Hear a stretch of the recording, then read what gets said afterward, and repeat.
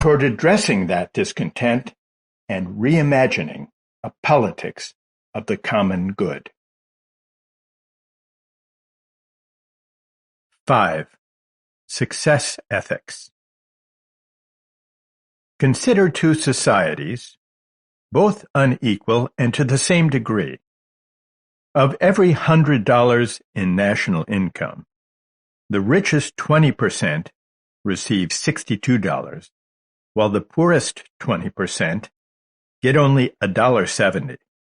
If you pool the entire income of the bottom half of the society, you would have only $12.50, far less than the amount taken in by the richest 1% alone, $20.20.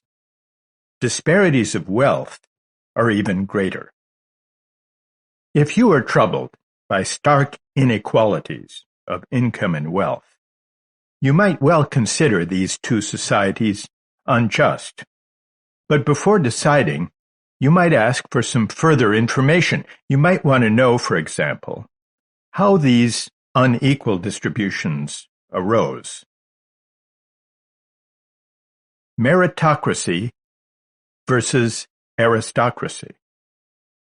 Imagine then that the first society is an aristocracy, in which income and wealth are determined by the accident of birth and passed down from one generation to the next.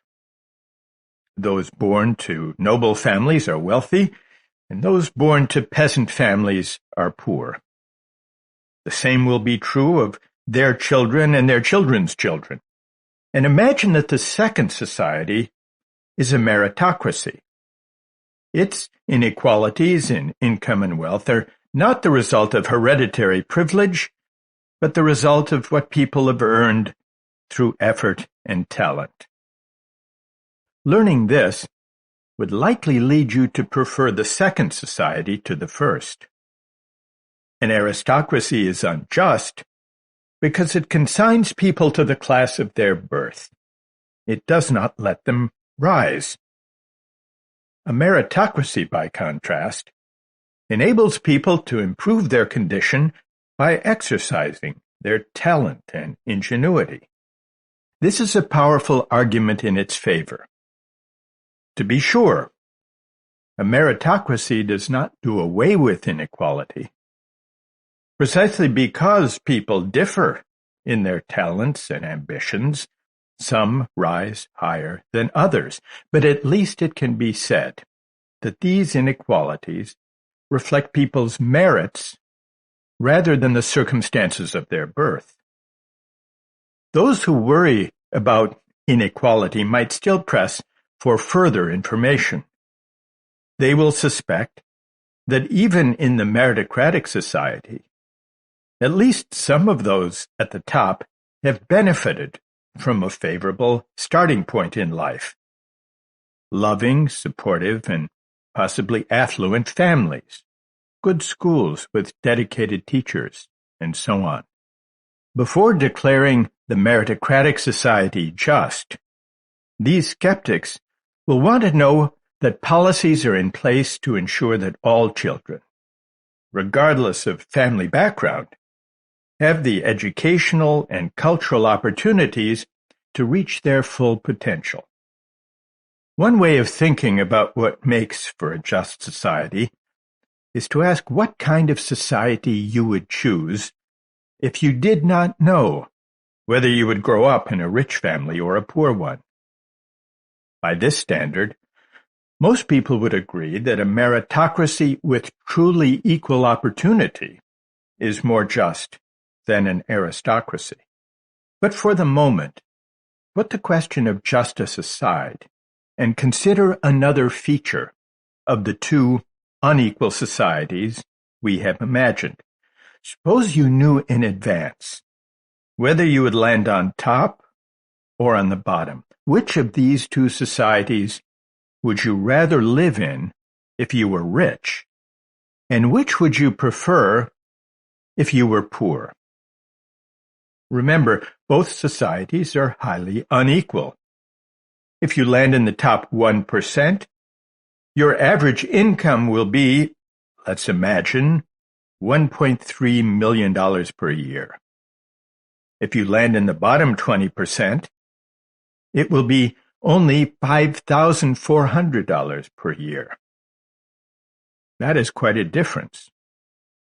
You might conclude that since the gap between rich and poor is equally stark in both societies, knowing which position you will occupy does not help you decide which society to prefer. But income and wealth would not be your only consideration. If you were rich, you might prefer the society that enabled you to bequeath your wealth and privilege to your children. This would argue for the aristocratic society. If you were poor, you might prefer the society that enabled you, or your children, a chance to rise. This would argue for the meritocratic society.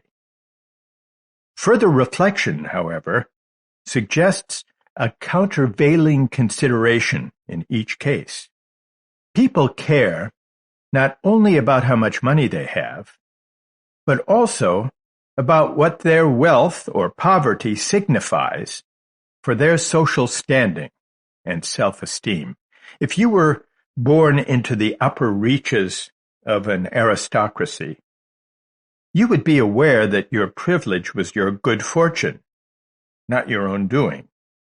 Whereas if you ascended through effort and talent to the apex of a meritocracy, you could take pride in the fact that your success was earned rather than inherited. Unlike aristocratic privilege, meritocratic success brings a sense of achievement for having earned one's place. From this point of view, it is better to be rich in a meritocracy than in an aristocracy. For similar reasons, being poor in a meritocracy is demoralizing. If in a feudal society you were born into serfdom, your life would be hard, but you would not be burdened by the thought that you were responsible for your subordinate position, nor would you labor under the belief that the landlord for whom you toiled had achieved his position by being more capable and resourceful than you. You would know that he was not more deserving than you, only luckier. If, by contrast, you found yourself on the bottom rung of a meritocratic society, it would be difficult to resist the thought that your disadvantage was at least partly your own doing, a reflection of your failure to display sufficient talent and ambition to get ahead. A society that enables people to rise and that celebrates rising pronounces a harsh verdict on those who fail to do so. Meritocracy's dark side. The term meritocracy was invented under the shadow of this worry. Michael Young was a British sociologist affiliated with the Labour Party. In 1958, he wrote a book called The Rise of the Meritocracy. For Young, meritocracy described a dystopia, not an ideal. He wrote at a time when the British class system was breaking down, giving way to a system of educational and professional advancement based on merit. This was a good thing because it enabled gifted children of the working class to develop their talents and escape a life consigned to manual labor. But Young also glimpsed the dark side of meritocracy. Writing as if he were a historian, looking back from the year 2033, he described with uncanny clarity the moral logic of the meritocratic society that was beginning to unfold in the post-war Britain of his day. Without defending the class-based order that was passing, Young suggested that its moral arbitrariness and manifest unfairness at least had this desirable effect. It tempered the self-regard of the upper class and prevented the working class from viewing its subordinate status as a personal failure. Those who were catapulted to the top by their parents' riches and influence could not say to themselves with complete conviction, "I am the best man for the job," because they knew that they had not won their place in open competition, and if they were honest, had to recognize that a dozen of their subordinates would have been as good or perhaps better. Young continued, the upper-class man had to be insensitive indeed not to have noticed at some time in his life that a private in his regiment, a butler or charlady in his home, a driver of taxi or bus, or the humble workman with lined face and sharp eyes in the railway carriage or country pub, not to have noticed that amongst such people was intelligence, wit, and wisdom at least equal to his own. Even if some upper-class men deceived themselves into believing that they deserved their place at the top, their subordinates were under no such illusion. They knew that many bosses were there not so much because of what they knew, as who they knew and who their parents were. Knowing the system was rigged empowered the working class to challenge it politically. This was the point of having a labor party.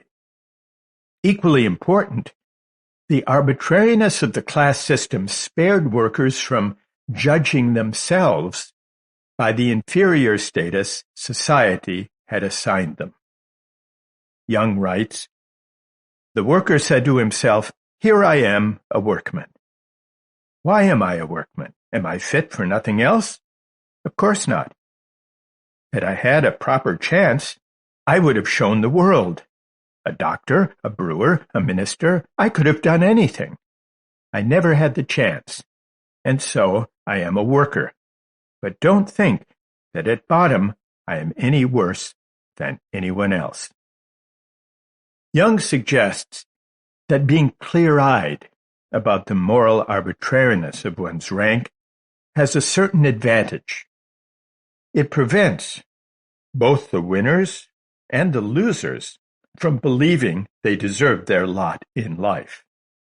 This does not vindicate the class system, but it does shed light on a paradoxical feature of a meritocratic order. Allocating jobs and opportunities according to merit does not reduce inequality. It reconfigures inequality to align with ability. But this reconfiguration creates a presumption that people get what they deserve, and this presumption deepens the gap between rich and poor. Here's how Young puts it. Now that people are classified by ability, the gap between the classes has inevitably become wider. The upper classes are no longer weakened by self-doubt and self-criticism. Today, the eminent know that success is just reward for their own capacity, for their own efforts, and for their own undeniable achievement. They deserve to belong to a superior class. They know, too, that not only are they of higher caliber to start with, but that a first-class education has been built upon their native gifts. Not only did Young anticipate the meritocratic hubris of elites, he glimpsed their affinity for technocratic expertise, their tendency to look down on those who lacked their lustrous credentials, and the corrosive effect of these attitudes on public discourse. The rising elites come as close as anyone to understanding the full and ever-growing complexity of our technical civilization, Young wrote. They are trained in science, and it is scientists who have inherited the earth. Their superior intellect and education give them little reason or occasion to engage in serious discussion with those who lack a college degree. How can they carry on a two-sided conversation with the lower classes, Young wrote, when they, the elites, speak another, richer, and more exact language? Today, the elite know that their social inferiors are inferiors in other ways as well. That is, in the two vital qualities of intelligence and education, which are given pride of place in the more consistent value system of the 21st century. One of our characteristic modern problems, Young observed, and remember he was observing as if living in 2033, is that some members of the meritocracy have become so impressed with their own importance as to lose sympathy with the people whom they govern. He added sardonically that some meritocrats were so tactless that even people of low caliber have been quite unnecessarily offended. Hillary Clinton's statement during the 2016 campaign that half of Donald Trump's supporters were a basket of deplorables comes to mind. Resentment against elites was compounded by the self-doubt that a meritocracy inflicts on those who fail to rise. Here's Michael Young. Today, all persons, however humble, know that they have had every chance.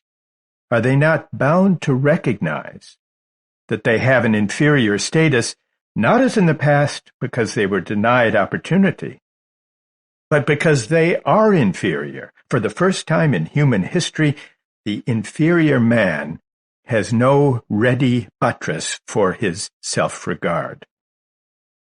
Young anticipated that this toxic brew of hubris and resentment would fuel a political backlash. He concluded his dystopian tale by predicting that in 2034, the less educated classes would rise up in a populist revolt against the meritocratic elites. In 2016, as Britain voted for Brexit and America for Trump, that revolt arrived 18 years ahead of schedule. Meritocracy reconsidered.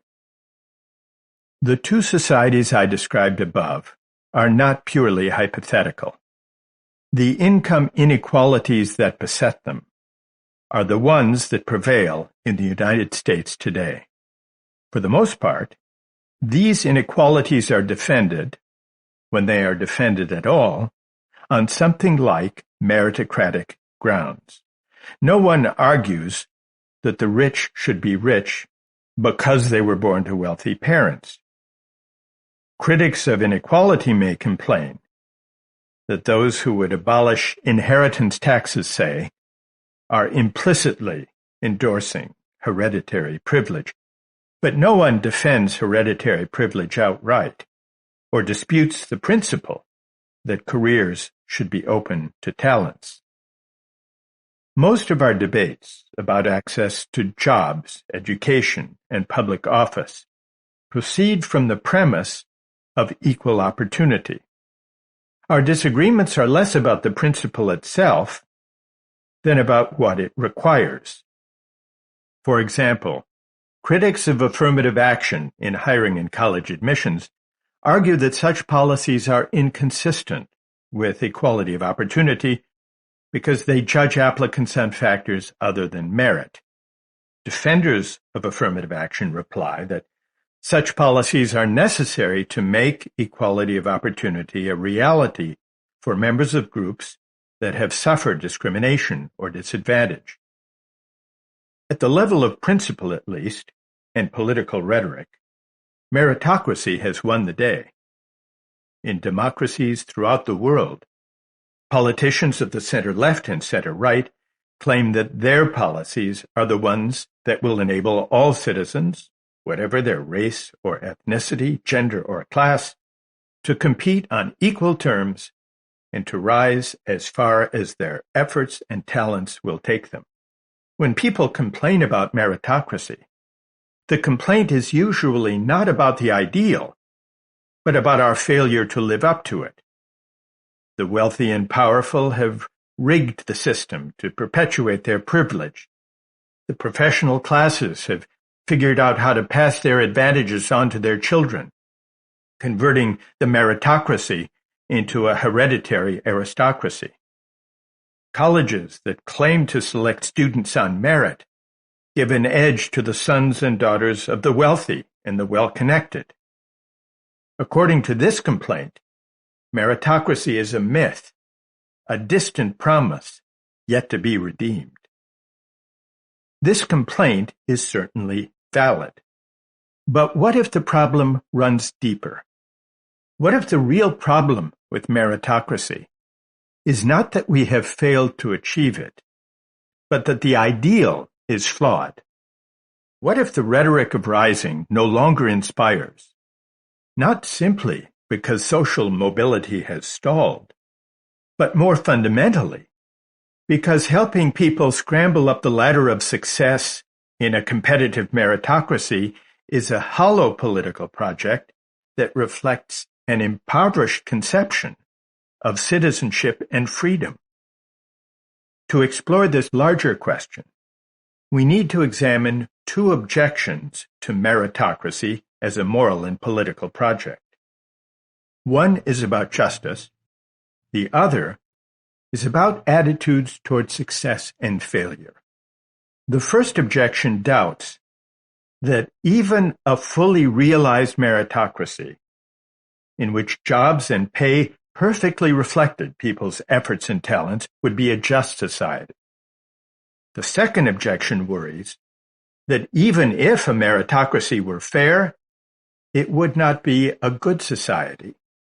It would generate hubris and anxiety among the winners, and humiliation and resentment among the losers, attitudes at odds with human flourishing and corrosive of the common good.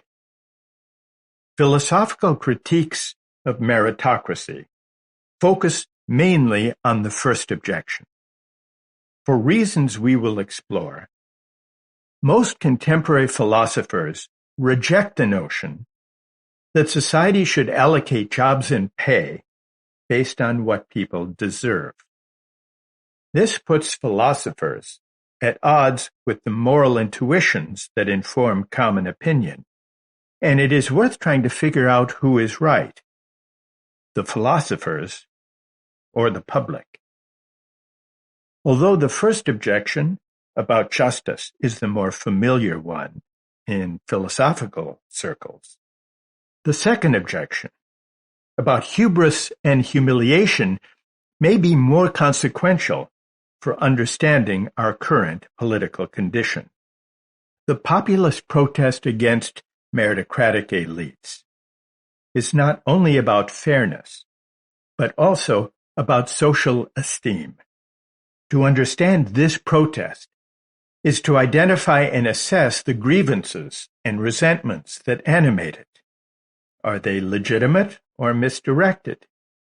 Insofar as they are legitimate, what might be done to address them? Would a perfect meritocracy be just? Imagine that one day we managed to remove all unfair obstacles to success, so that everyone, including those from humble backgrounds, could compete with the children of the privileged on a level playing field. Imagine that we achieved in fact what we proclaim in principle, that all citizens should have an equal chance to rise as far as their talents and hard work can take them. Of course, such a society would be difficult to achieve. Overcoming discrimination would not be enough. The institution of the family complicates the project of giving everyone an equal chance. It is not easy to offset the advantages that affluent parents confer on their children. I am not thinking mainly of inherited wealth. A robust estate tax could deal with that. I am thinking of the everyday ways that conscientious, well-to-do parents help their kids. Even the best, most inclusive educational system would be hard-pressed to equip students from poor backgrounds to compete on equal terms with children from families that bestow copious amounts of attention, resources, and connections. But suppose this could be done. Suppose we could fulfill the promise of giving every child an equal chance to compete for success in school, in the workplace, and in life. Would this make for a just society? It is tempting to say, yes, of course, isn't this what the American dream is all about? Creating an open, mobile society in which the child of a farm worker or a penniless immigrant can rise to become a CEO. And while this dream holds a special allure for Americans, it also resonates in democratic societies throughout the world. A perfectly mobile society is an inspiring ideal for two reasons. First, it expresses a certain idea of freedom. Our fate should not be fixed by the circumstances of our birth, but should be ours to decide. Second, it gestures to the hope that what we achieve reflects what we deserve. If we are free to rise based on our own choices and talents, it seems fair to say that those who succeed deserve their success. Despite its powerful appeal, however, there is reason to doubt that even a perfectly realized meritocracy would be a just society. To begin, it is important to notice that the meritocratic ideal is about mobility, not equality. It does not say there is anything wrong with yawning gaps between rich and poor. It only insists that the children of the rich and the children of the poor should be able, over time, to swap places based on their merits, to rise or fall as a result of their talent and effort. No one should be stuck at the bottom or ensconced at the top due to prejudice or privilege. What matters for a meritocracy is that everyone has an equal chance to climb the ladder of success. It has nothing to say about how far apart the rungs on the ladder should be. The meritocratic ideal is not a remedy for inequality. It is a justification of inequality. This is not, in itself, an argument against it, but it raises a question.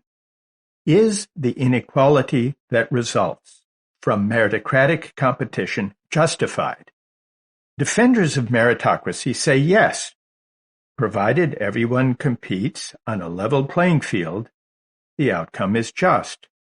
Even a fair competition has winners and losers. What matters is that everyone starts the race at the same starting point, having had equal access to training, coaching, nutrition, and so on. If so, the winner of the race deserves the prize. There is no injustice in the fact that some run faster than others. Do we deserve our talents? Whether this argument is convincing depends on the moral status of talents. Recall the rhetoric of rising that figures so prominently in public discourse these days. However humble our origins, the politicians proclaim we should all be able to rise as far as our talent and hard work will take us. But why exactly that far? Why assume that our talents should determine our destiny, and that we merit or deserve the rewards that flow from them? There are two reasons to question this assumption. First, my having this or that talent is not my doing, but a matter of good luck, and I do not merit or deserve the benefits or burdens that derive from luck. Meritocrats acknowledge that I do not deserve the benefits that arise from being born into a wealthy family. So why should other forms of luck, such as having a particular talent, be any different? If I won $1 million in the state lottery, I would be delighted at my good fortune. But it would be folly to claim I had earned the windfall, or that my winning had anything to do with my merit. Similarly, if I bought a lottery ticket and failed to win, I might be disappointed, but I could not complain that I had been denied something I deserved. Second, that I live in a society that prizes the talents I happen to have is also not something for which I can claim credit. This, too, is a matter of good fortune. LeBron James makes tens of millions of dollars playing basketball, a hugely popular game. Beyond being blessed with prodigious athletic gifts, LeBron is lucky to live in a society that values and rewards them. It is not his doing that he lives today, when people love the game at which he excels, rather than in Renaissance Florence, when fresco painters, not basketball players, were in high demand. The same can be said of those who excel in pursuits our society values less highly. The world champion arm wrestler may be as good at arm wrestling as LeBron is at basketball. It is not his fault that, except for a few pub patrons, no one is willing to pay to watch him pin an opponent's arm to the table.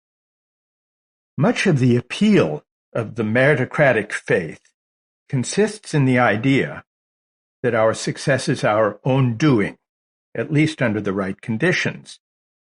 Insofar as the economy is a field of fair competition, untainted by privilege or prejudice, we are responsible for our fate. We succeed or fail based on our own merits. We get what we deserve. This is a liberating picture, for it suggests that we can be self-made human agents, the authors of our fate, the masters of our destiny. It is also morally satisfying because it suggests the economy can answer to the ancient notion of justice as giving people their due. But the recognition that our talents are not our own doing complicates this picture of self-making. It puts in doubt the meritocratic faith that overcoming prejudice and privilege is sufficient to bring about a just society. If our talents are gifts for which we are indebted, whether to the genetic lottery or to God, then it is a mistake and a conceit to assume we deserve the benefits that flow from them. Does effort make us worthy? Defenders of meritocracy reply by invoking effort and hard work. They argue that those who rise by dint of hard work are responsible for the success their efforts bring, and worthy of praise for their industriousness. This is true up to a point. Effort matters, and no one, however gifted, succeeds without working to cultivate his or her talents. Even the most gifted musician must devote long hours of practice to become good enough to play at Carnegie Hall. Even the most gifted athlete must spend strenuous years of training to make the Olympic team. Notwithstanding the importance of effort, however, success rarely comes from hard work alone. What sets Olympic medal winners and NBA stars apart from lesser athletes is not only their strenuous training regimes. Many basketball players practice as hard as LeBron, but few can match his exploits on the court. I could train day and night, but I will never swim faster than Michael Phelps. Usain Bolt, the gold medal sprinter considered the fastest runner in the world, acknowledged that his training partner, Johan Blake, also a gifted sprinter, works harder than he does. Effort isn't everything. The defenders of meritocracy know this, of course. They do not claim that the hardest working athlete deserves the gold medal, or that the most industrious scientist deserves the Nobel Prize, or that the worker who expends the most effort deserves the highest pay, regardless of results. They know that success is an amalgam of talent and effort that is not easy to disentangle. Success breeds success, and those who lack the talents society rewards may find it hard to summon the motivation to strive. But the meritocratic argument is not mainly a sociological claim about the efficacy of effort. It is above all a moral claim about human agency and freedom. The meritocratic emphasis on effort